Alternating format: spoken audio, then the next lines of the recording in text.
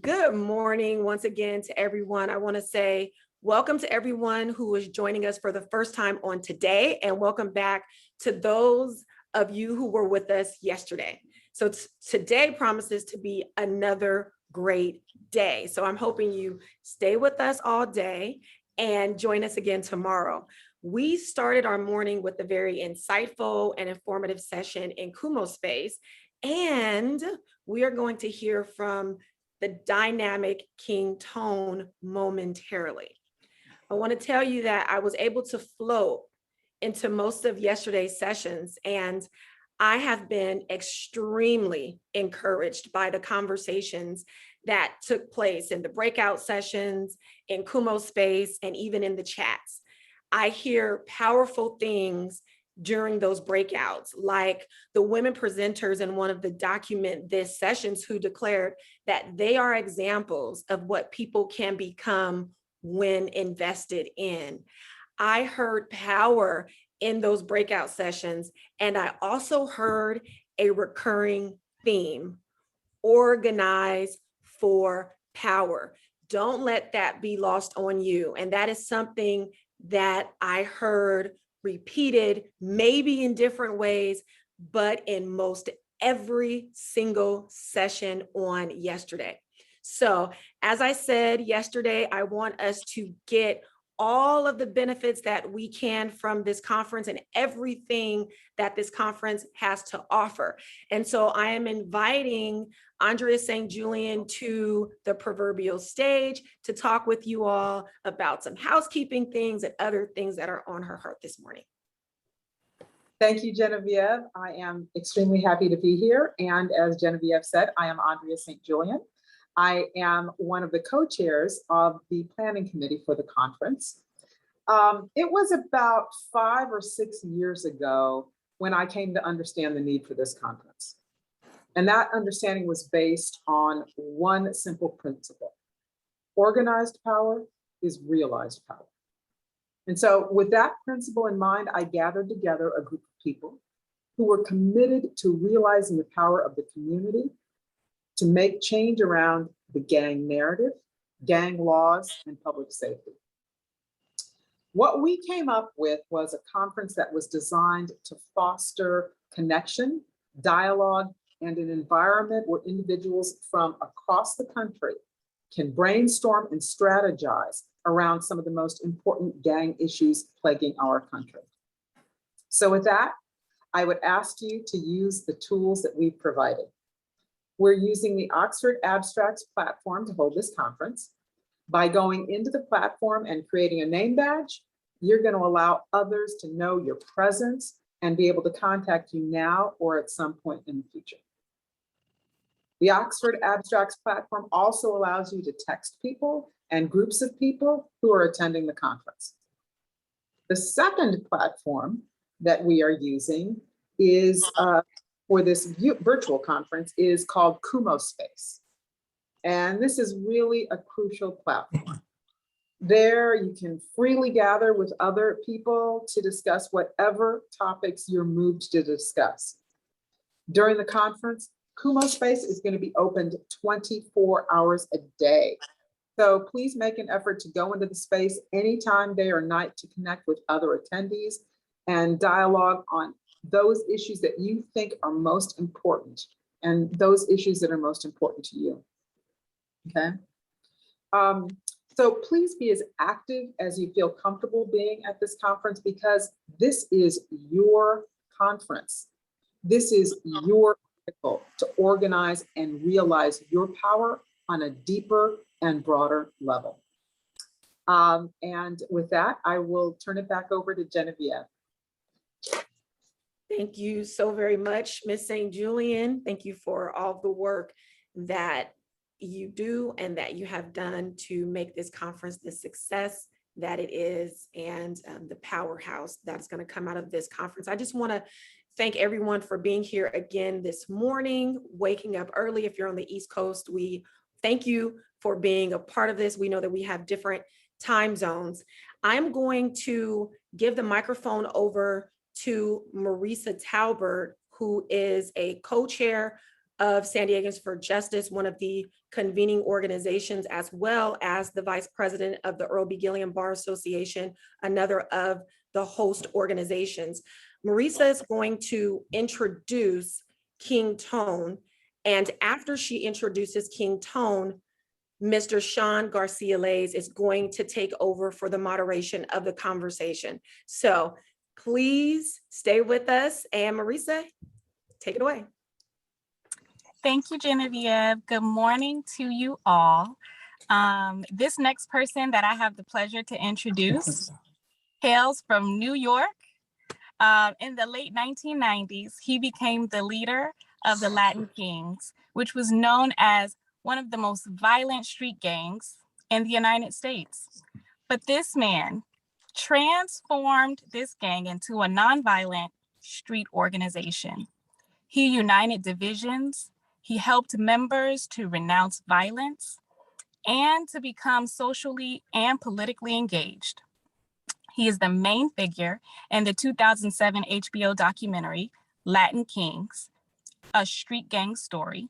He is the CEO of Grow Up, Grow Out LLC, and he was also featured in the book, The Misfit Economy by Alexa Clay, where he shares his insights as a former gang leader and political activist. Please, you all, give a warm virtual welcome for Antonio King Tone Fernandez.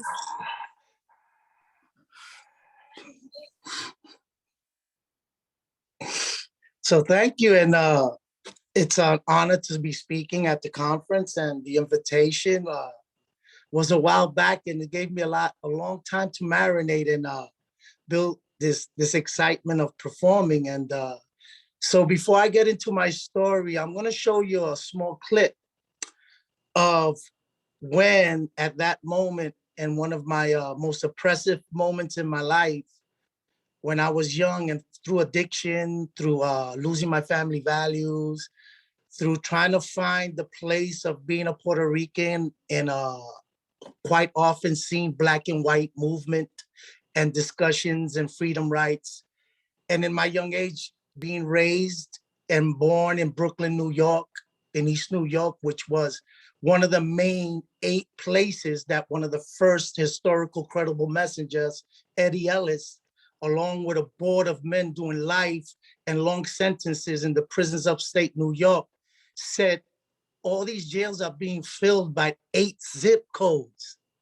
And if we in here start building and showing our adults and our community members that we send out credible messages, tell them where the cancer is, and that they're using that cancer called violence to bring our young adults into these prisons. And may he rest in peace, but I want you to see there's a historical value and a place for the credible messenger movement, which you hear a lot used loosely, but it's got an historical and a great meaning to it. And in that, and in jail, I did the same at Eslis. I found myself, and through an organization that was my Boy Scouts, that was my boys club, and all those things that big money gives to, but weren't quite in my neighborhood. So the ones that were in my neighborhood, one of those groups was the Almighty Latin King and Queen Nation, New York State Lion Tribe. What a pretty name.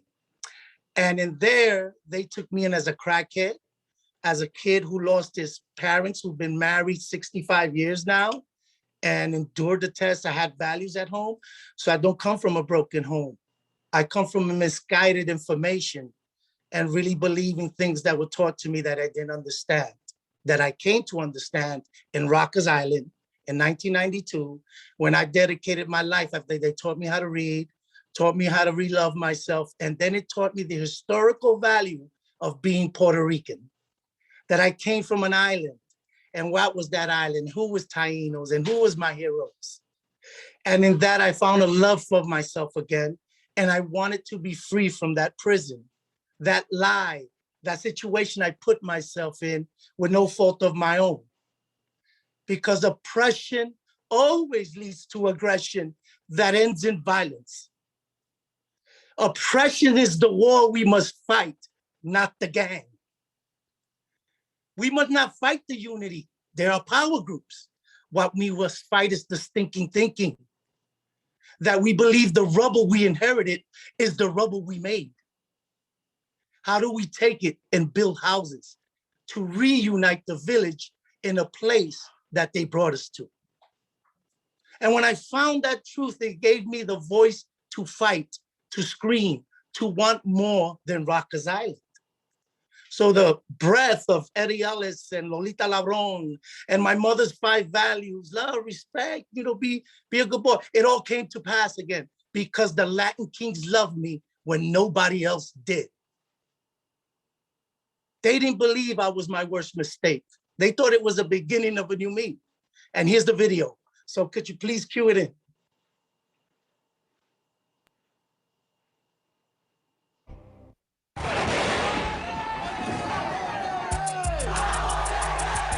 Getting stronger, we get bigger. I got BEEF with BLOODS. This will always live. I'm on that. Tone is a thug.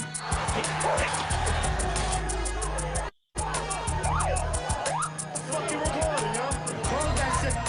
KINGS, my squad. Keynote could have changed the history of Puerto Rican young people in this city. I was one of the few leaders that used to say, don't kill that brother. I never conspired to kill one of my own people. Take your last breath. This shit here to the death. I'm on the rate. And all the motherfucking snakes, they got another fucking answer coming to them. Right. I'm on that rate.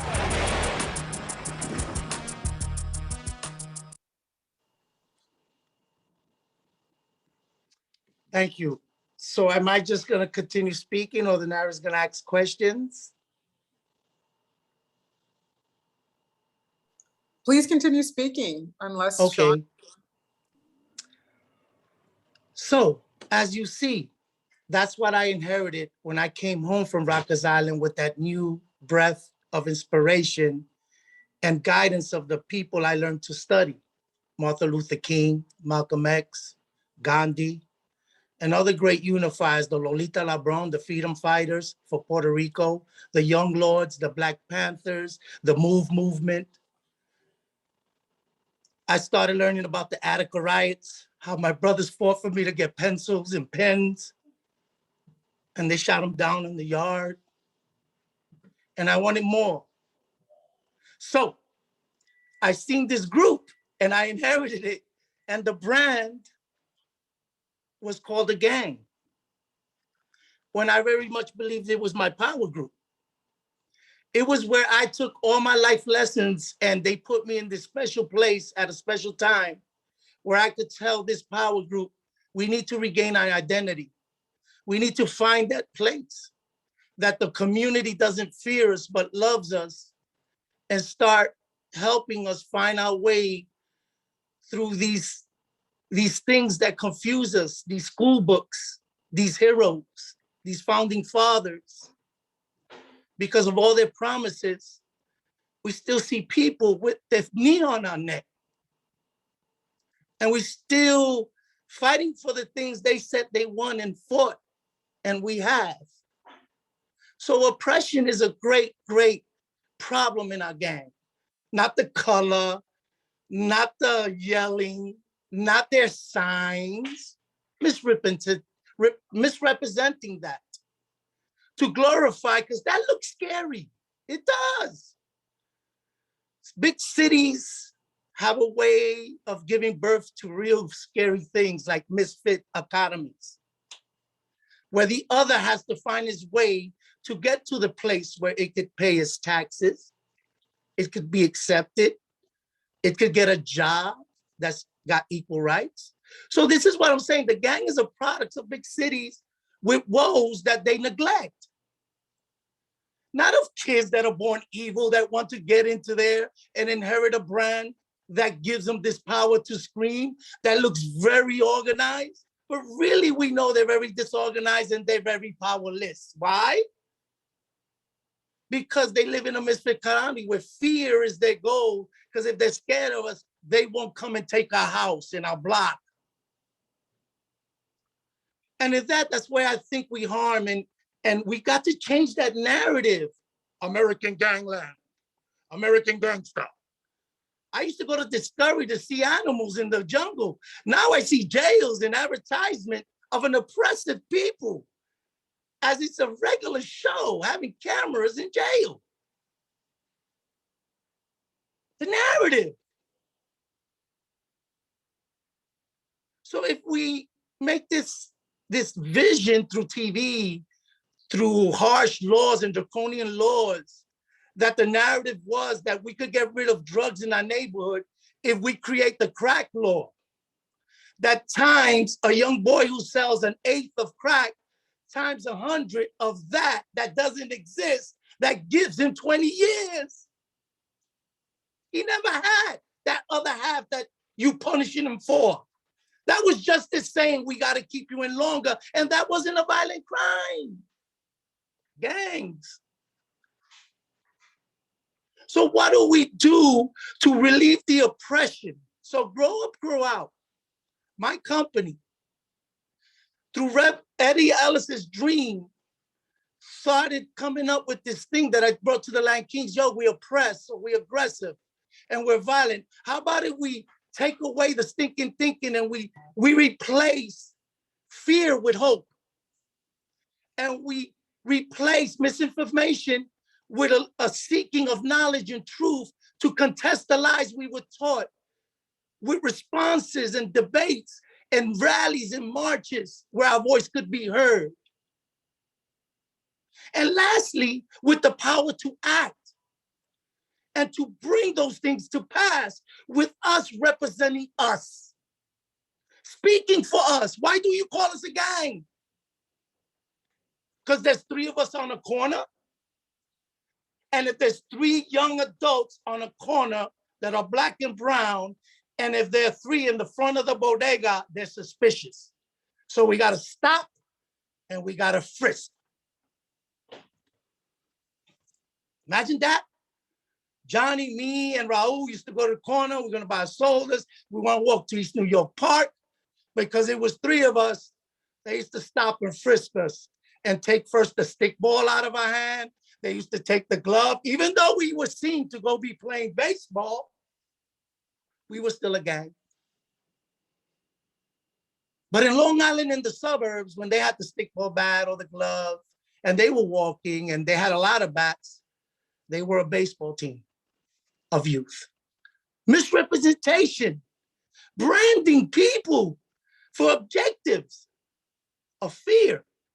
Another thing we must change. Making the adults and the ones who are going to provide the knowledge that's needed for these young adults experiencing neglect in a large form that a lot of kids in this country have never faced, except for those freedom fighters from days of past that brought us to today. But now our children got laws and the police and everybody's involved in their life. But their parents love and objectives because we intrude in that safe space where they incubate and learn. And you think I'm off course? No, I'm telling you, the gang. Who are the gang? The Latin Kings, I don't think, would choose to have guns and bats and sell drugs if we had credible messengers leading them to doors of people who could provide the services they need mentally, physically, and empowering so they could get jobs. They would love to be on the other side of the road, gangs. And what I'm saying to you, if you mislabel and you misbrand and you bring that fear that if 3 of your kids together could be dangerous, we start believing it. And fear is the objective, not resolution. Pull out and put away pipelines to these jails. Instead of resolve, think, and what they built the village for, to protect our youth and create safe spaces where we tell them and we guide them through this thing called growing up.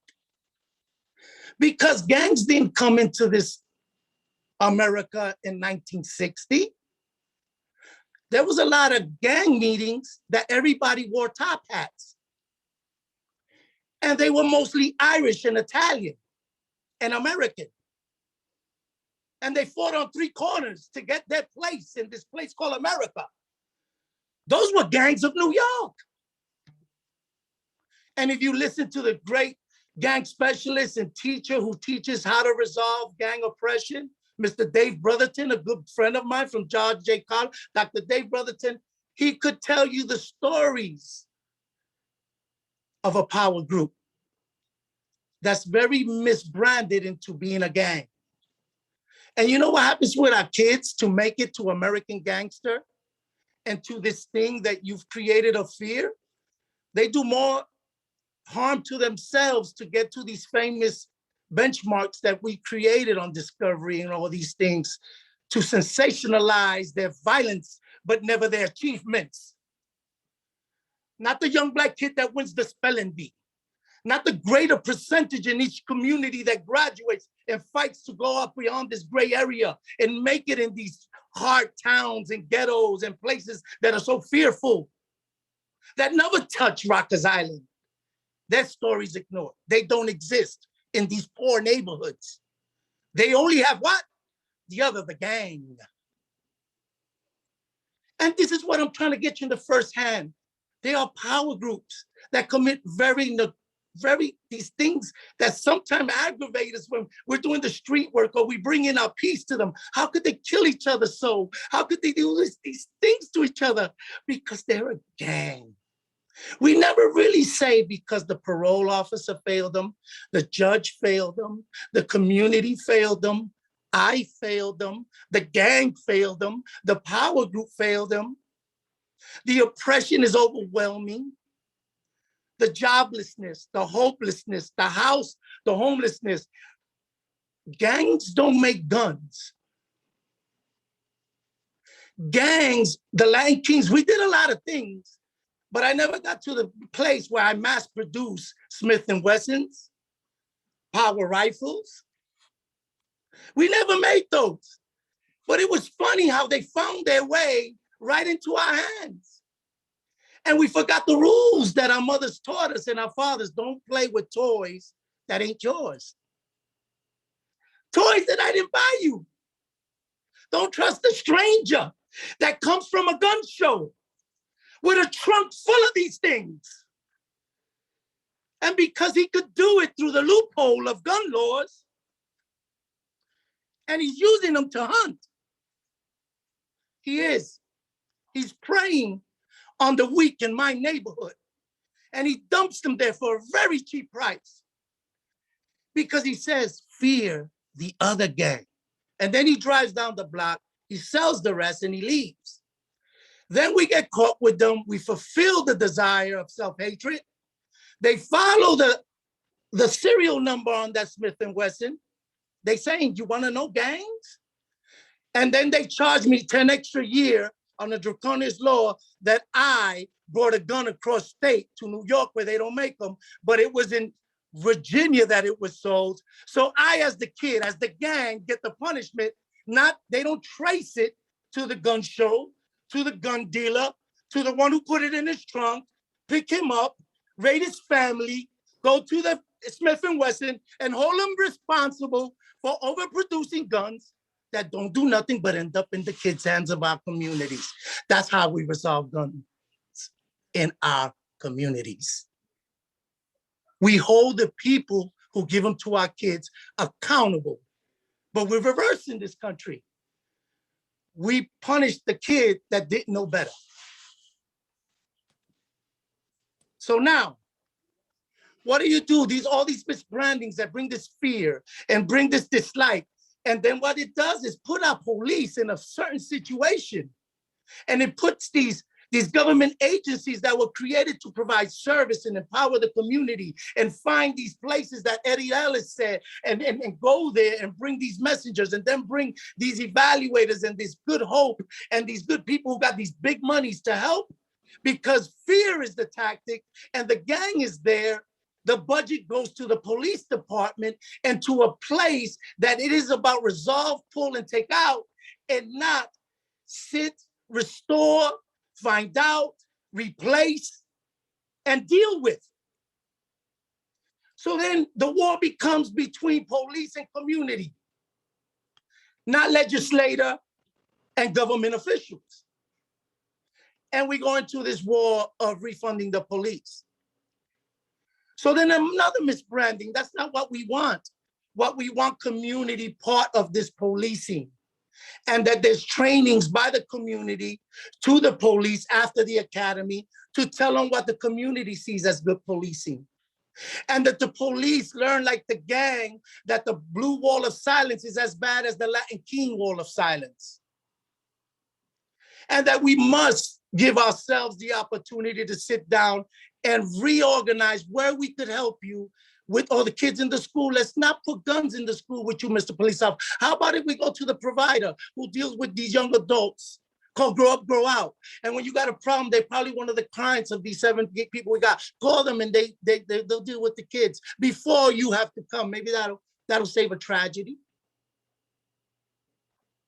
Is empowering the people to be the credible messenger to the resources you hold to help us as government agency. You are the outside influences to rebuild the village, not to destroy it with the fear and the removing of leaders that are growing up in a tough situation. No excuses. But we gotta empower and really speak to the misbranding of the problem. It isn't gangs, it isn't drugs, it's oppression. Misinformation. We've seen in this country, sadly, what misinformation could do to a group of individuals that are oppressed, that are angry, that are aggressive, and they don't understand and they don't like what they hear. They could storm your house. They could challenge the very thing you say we were built for, under we ain't getting our rights heard. Imagine if that was a gang. Imagine if that was the Panthers. I don't know, I don't want to say imagine if it was the Crips, the Bloods, the Black Gangster Disciples, the Vice Lords. Imagine if we ever got so mad and so full of this hate and misinformation and these statues and books that taught us all these white lies. If we dare to storm the house just for the basic rights of not being called a gang, to be called human again, and that your laws doesn't enhance me because I sold some crack 10 more years because I was part of the Latin Kings. 10 more years. That's what this do. It oppresses, and oppression will not relieve our woes. So I'll go to the second part. So now we know misbranding. How do we go and we challenge these things? Us as providers. So what I learned with the Latin Kings, the first thing I did, I took them out of the dark. I told their leadership, let's rethink. And instead of being firemen of fear, let's be firemen who understand fires and put them out because we're filling Rikers Island. How about if we change the aspect? We lose Rikers Island and we win the community. And we put our resources into getting our people into the church and out of the parks. Why did I want them out of the parks? Because it's dark. It's lonely. Nobody's watching.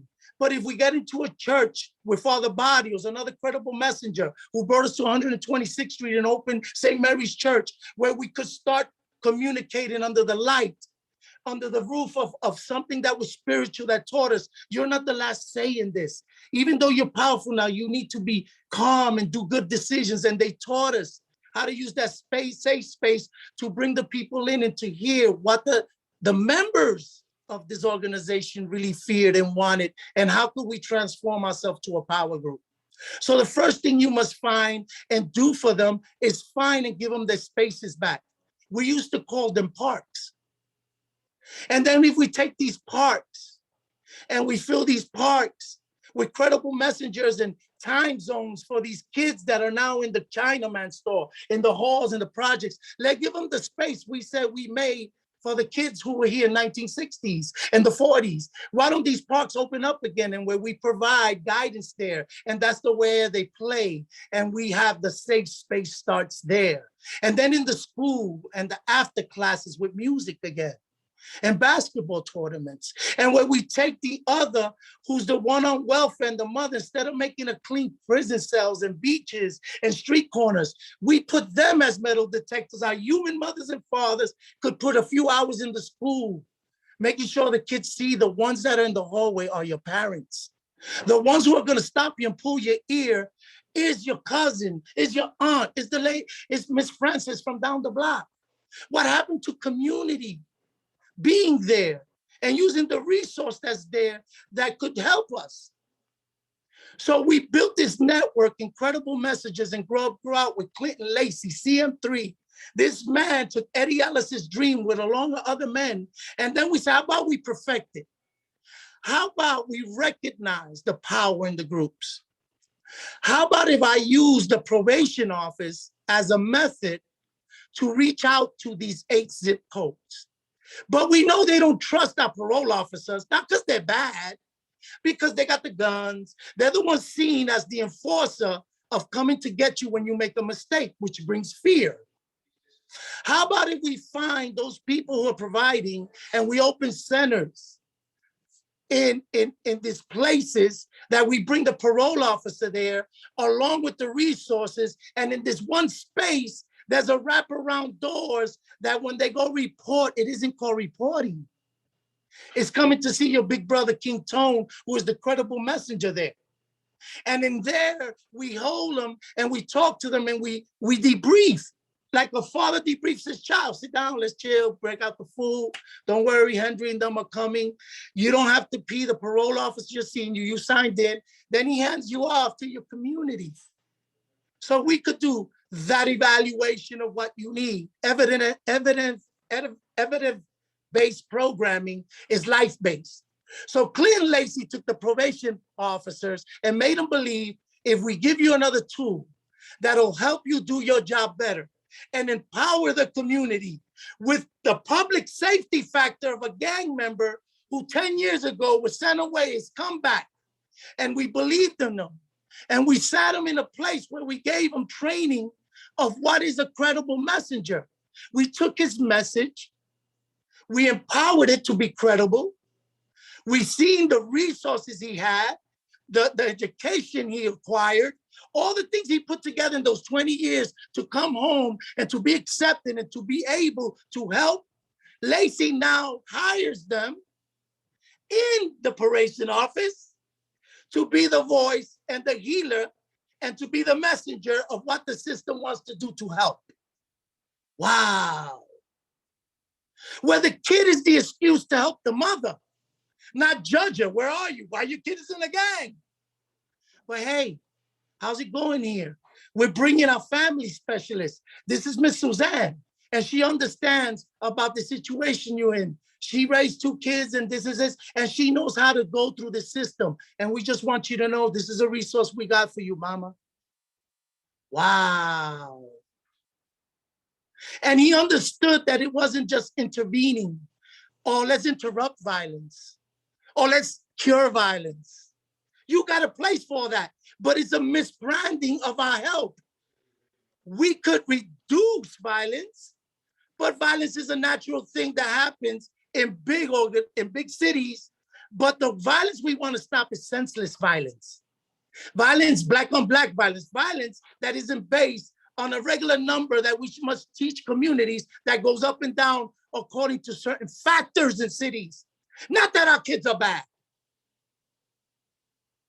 And that we're seeing this through these programs who teach us where to send the help and give the right dosage of big brother love.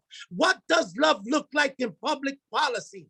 That's what Clinton Lacey asks us, that his heroes taught him. And he was wise enough to look at a King Tone and say, I see this gem, Tone, and I've been crossing your path through Rikers Island to today. Could you help me figure out how do we take and create the safe spaces, and I could start marrying systems to people like you and empower them and make them the ones we give FRPs to. And King Tone said, what's an FRP? And he goes, oh, you get a license and you become a provider and you become a business, and then we could help you Do what you love doing, Tone. We're giving you. And I said, for real? And he walked me through the process of becoming Grow Up, Grow Out, LLC, where now I got 10 full-time employees who work in the 2 youth facilities in DC under the great Mayor Browser, who gave him Lacey this opportunity. Government respecting its place. That's what the mayor did with Lacey. She said, you got a dream, you believe in this movement, because we went from New York. The system was big. We accomplished something, but Lacey believed in DC. It was small enough to show his dream. And what Robert Ellis said, and I said, and the street says, if we give the power and the resource that we get back to the community, they will bring violence down. They will make sure guns are not in the street. They will teach the people to trust our mental health specialist, our restorative justice specialist, our credible messenger, our case manager, our P officer, the police officer. So when we did this in DC, it was incredible. We went first and we listened to the community. And we didn't create a problem. We listened to the real one they seen, why their kids were oppressed. And it was funny because they blamed the very system Lacey inherited. DYRS did this to my kids. DYRS did that. Department of Youth and Rehabilitation Services. Lacey didn't say, oh, this is a new system. That wasn't us. He said, wow, we failed you. And in that town hall, we found, and the people accepted 2 people from New York as a lighthouse of how to help DYRS find his way where? To being a credible messenger in its community. So Lacey's teaches systems that they need as much healing as the gang does. Woo!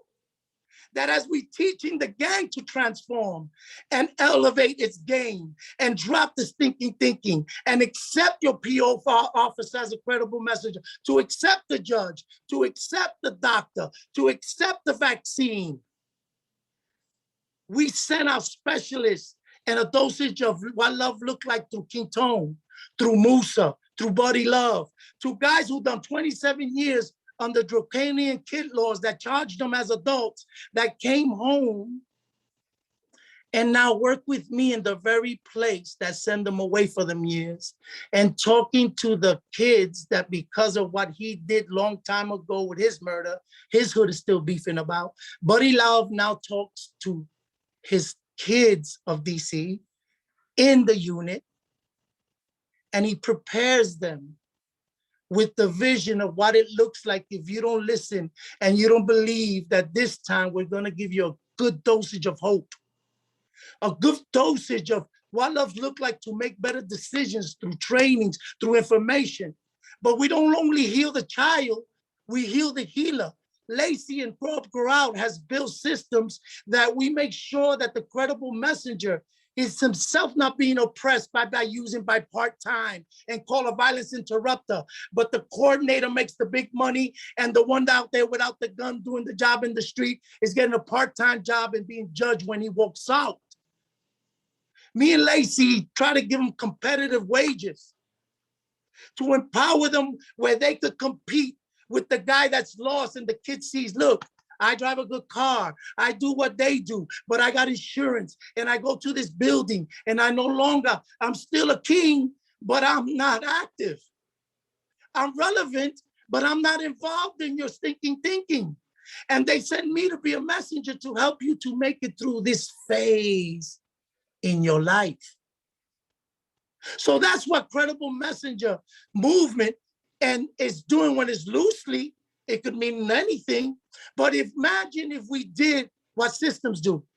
Imagine what Lacey's dream and Grow Up, Grow Out dream and Northwest Credible Messenger's dream is, and the New York Violence Interrupter. How about if we build a system that trains us to talk a language, where it don't have to be evidence-based, but where we collect the knowledge of how to relieve each oppression that these groups are dealing with.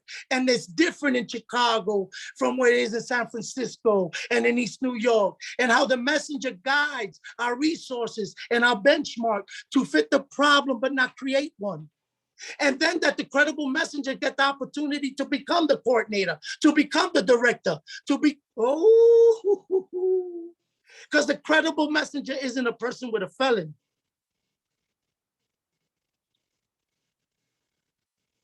A credible messenger is a judge like Judge Pratt in Newark, who used to sit down and let the hotspot team go before her bench. And when she was gonna decide on one of their clients, used to say, King Tone, come up. And everybody would look, is the judge just call this dude King Tone? Did the judge just let him open the door and stand by the client? And she said, state your name for the, and I said, oh my God, this is the same place I used to stand to get judged and sent away for 13 years. This judge is telling me that she's gonna take into account the knowledge that I obtained by going to the block, by eating with him, seeing what's his drug problem, see what's his mental health problem. Tone, what do you think? I said, he's made a benchmark. And she said, what? Well, usually when he's mad, he usually hurt people. This time he ran away from the home, but he ran home to his grandmother's house. And he didn't hurt nobody in that transition of running there. He just went there. Why? He was homesick. The home ain't his home, his grandmother's his home. She says, what happened? He called us, we picked him up, we brought him back to the home. She said, okay, I trust you with him, take him back. She tells him, write an essay when you come next Friday, the experience you learn when you run from the help that's trying to bring you to the place where you get to your grandmother's house to stay. Wow, she's a credible messenger. So don't get in your, we tend to say, oh, credible messages is for them guys, the guys that were in jail, or them guys that were, they're a gang member. So how do we change the narrative? How do we bring us back to that place? Where are we going? How do we create a generation of credible messengers that are well-informed, that are well-empowered, returning citizens that are empowered to help the very disease that they had and become the penicillin so the future generation don't get the disease of misbranding of gang, but taught to be a power group, to find resources, to change the outcome in their communities by getting involved even in government issues like voting. Like not only tearing down statues, but how about if we get our heroes and good teachers that rewrite the books with the true story of America, so then we could see how colorful, and sometimes it is draconian and sad of its history, but they gave us our place to write these books that tell the truth and let our statues go up of the great heroes of the future and of the work they did to bring us out of this false narrative that the kids are our enemies, that our community needs policies that claim war against them instead of resolution, hope, resource, so actions could be taken to bring change.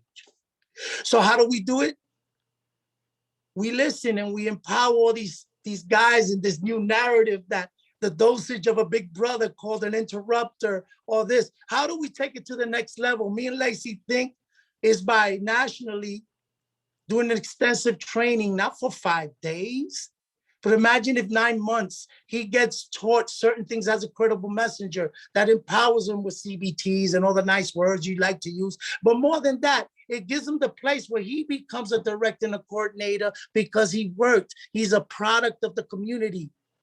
Grassroots leadership going into our new, and if you go to 450, the place, the lighthouse, where these workers, where this great force took that message that Clinton gave.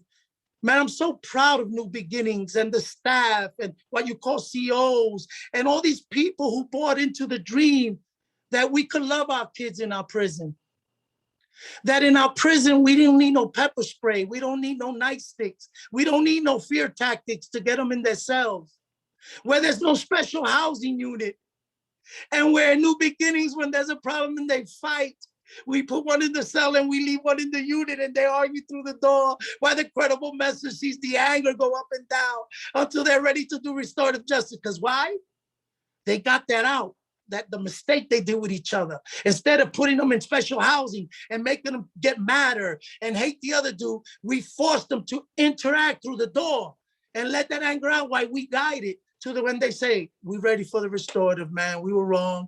Tonka, we go. Imagine that I worked 6 years in a youth facility with kids that were charged as adults and still never had a stabbing. don't have no razor cuttings. Why? Because the staff no longer displays fear. It doesn't prepare itself for war.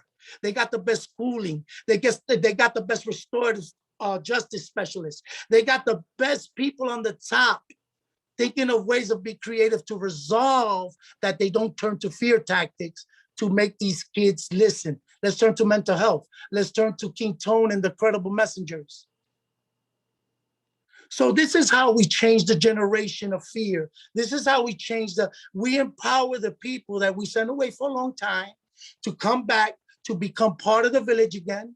We take the elders that we neglected and said their knowledge isn't good to teach them how to resolve and how to take their past and move it away and become a new man. And then we take those two, we bring them in the village and we show them to teach the kid how again to trust the government and bring the outside resources in to heal our communities, to listen to the oppression, to relieve the aggression, and then the yellow ropes don't go up. And then those things start to deter as the community becomes the power, not the police, not the probation officer, not the judicial system, but the grandmother, the grandfather, the people in the project, those that are telling us we need help for our kids. They're not a gang, they're my cousin, they're my aunt, that's my uncle. Why do you want me to hate him? Help him. And that's what we're hoping through this movement, through Credible Messenger 3 with Clinton Lacey. We grow up, grow out with all those. Right there in San Diego, we got a brother named Arturo who provides service, who was in the AMA and now is servicing and one of the great providers that come under the umbrella of Credible Messenger. We got here in Seattle, where I'm sitting right now, where we just did some icebreakers with rocks with the name. So I just finished a 2-day training in a big space in Seattle, which we brought 16 people and we took the healer and we put them in a mountain, no TVs, and we brought a mental health specialist, we brought a restorative justice, and we took time out to heal and to make our rocks and to practice what we teach to our kids because we were getting tired and we were facing the obstacles as credible messengers and we wasn't getting the big money other people was, and we were in jeopardy. And we had to take these young groups of providers to not give up. Two sides of the rock. So they had hope, they have beauty, they have freedom. Trust the process. Love that guy that you used to brand or you used to have control of his life and know you've been entrusted with a very sensitive thing. Job security is not our role when we're public servants. Stay in director.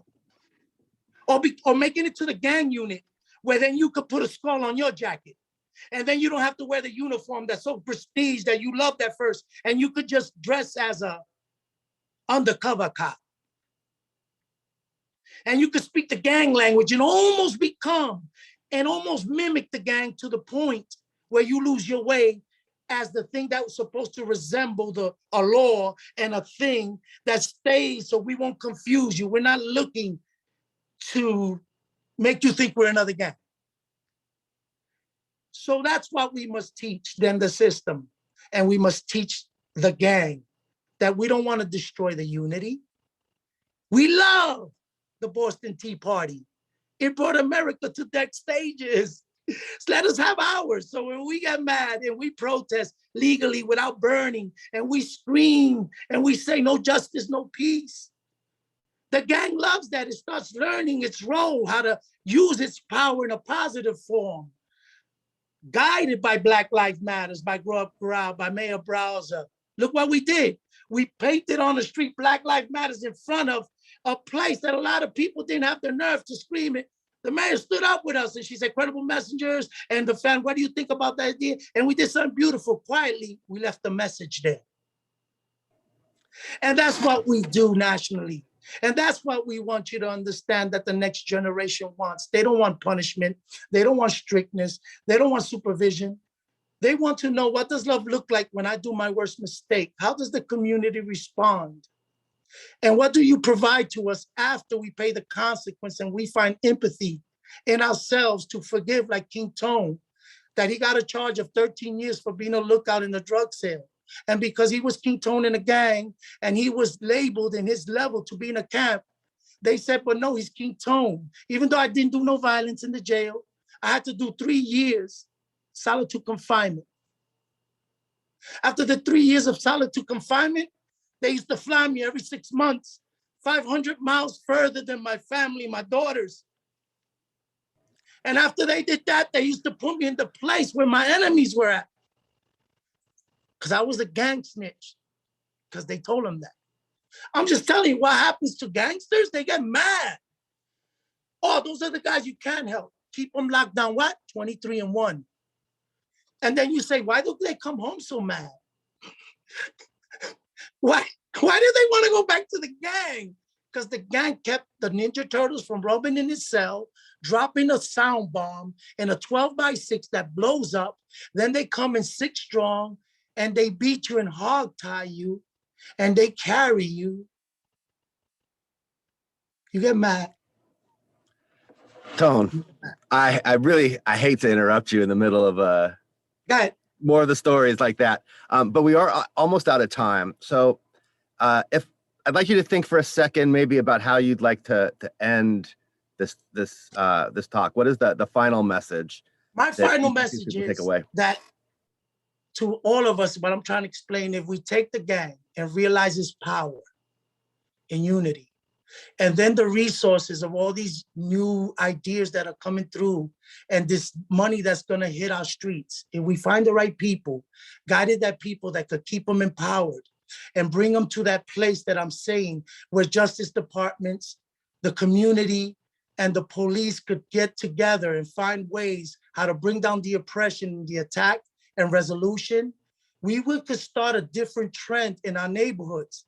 And the way is to trust those that are coming from home, find their place in our system, guide them and prepare them and strengthen them to be a resource to bring these people that we want to understand that we're no longer in a war, that we're in a place to try to figure out how best to use the resources as POs or whatever system to work along with the community to bring them back home and to empower them to the place where they no longer need to be a part of a misfit economy, but one that could help them do what? In the pursuit of happiness, in the pursuit of having a home and not fearing just being part of a community and having a past. So if I could do that, and I'm sorry, but I really wanted you to know that I seen your subjects and I said, you know, they want a lot, but that's what I'm saying. We out here, we need you to believe in us and to empower us to help you do the job that I know y'all want to do, is make it safe and let our kids grow up in a different place where Black, brown, and white, and all of us could share a space and understand that that's the best America, that's the best justice policy, and that's the best community. The ones that believe in its resources, believes in its elders, and believe in those that make mistakes and give them a second chance. And I think that's what worked for me when the system trusted me again, let me do what I had to do to get re-educated, find my new goals, and then become the man I am today. Through all the things I experienced, it was because people believed in me.